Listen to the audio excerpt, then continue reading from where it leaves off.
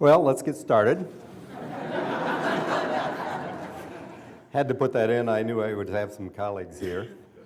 But math is more about ideas than it is about these formulas. And there are a few names that you might recognize here. And I want to tell a story about mathematics. And I'm going to start with the ideal form of Plato. And so here are some ancient images, some of them. The images are new, but the ideas are ancient. So on the top left is the shoemaker's knife, then the Apollonian packing. The bottom is a temple hanging from the Japanese temple. But we're going to talk about groups of circles. And so these are packings. And so the idea is to think of yourself in a crowd like this, and you're told, like on the left, well, here are 80 circles. They're told who they're supposed to be next to. And then you have to fit together to be next to the designated people. On the left here, for example, we have a large packing, about 2,000 circles. And everybody has designated neighbors, and they've been reorganized on the right with the same neighbors, but a different geometry. And in fact, we're going to move our crowd to Tennessee. Here we're zooming out, and you see the crowd starting to move towards UT. And so this is sort of a continuous motion. Wrong UT, sorry. Let's go to UTK here. There we are, better. Now in crowds, circles begin to talk back a little because they might, you might see some of life's sort of themes come in. Here, every circle on the left has 6 neighbors. Every circle on the right has 7. And there are infinitely many circles on the right, but they live in a bounded region. And so this shows that local properties can influence the global properties of the pattern. Here we see some nice embeddings. Circles don't have to play the main role. You might let the circles sink into the background and look at things like this knot in the upper left. That's a nice embedding that the shape comes from the circles. And so in fact, this shape is very important. We're converting combinatoric patterns like this into circle packings, and the circles require that you have the correct neighbors. So the shape is given by the circles. Now some of these are just gorgeous to look at.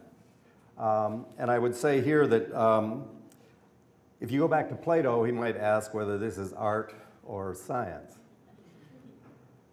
And so each of these has its own meaning from the standpoint of science, but the art sometimes seems to take, sort of grab our attention.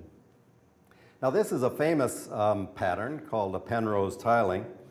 And one of the questions you might ask, and the Greeks asked, was whether these things were invented or are we discovering these things. This pattern is quite famous, and we're seeing new features by seeing the circles doing the work. Now here, I want to watch for pattern recognition, which is a great facility that the human mind has. So I'm zooming back from this. The circles have disappeared in the background, but they're giving it its shape. And so do you see anything in that pattern? Well, those huge circles just emerged from the local behavior of the given circles. And in nature, we start seeing these patterns, whether it's in a pine cone,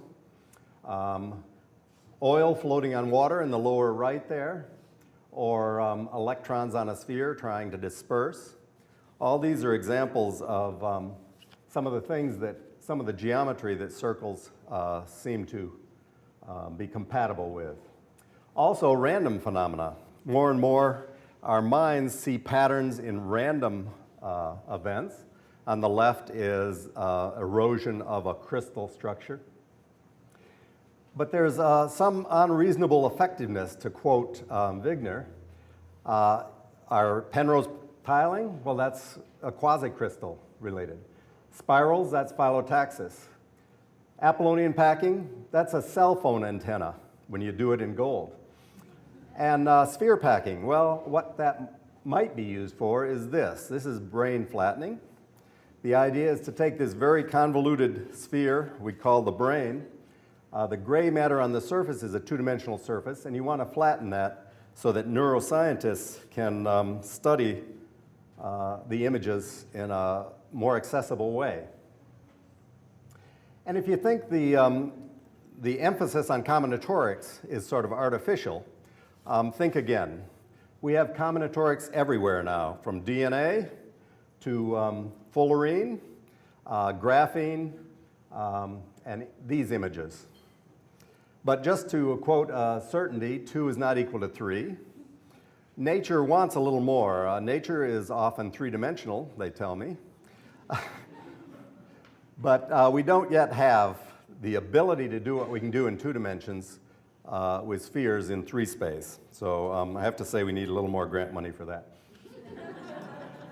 But there's also a little artistry and poetry. So this is a poem that appeared in the journal Nature in 1936 about this circle packing. The numbers, by the way, represent the reciprocals of the radii. So those 2s are radii 1/2. And so these sequences of numbers are a current fascinating topic of investigation by mathematicians. Now this is my own favorite area, just a few images. So this is another theme that I think you can trace back to the ancients. That is the question of whether the world can be broken down into elemental pieces. And so is the reality we see sort of an artifact? It's actually circles doing the work behind us and us recognizing patterns out of what they're doing. So whether we control the circles or whether they're controlling us is a question I'll leave you with. So thank you for your attention.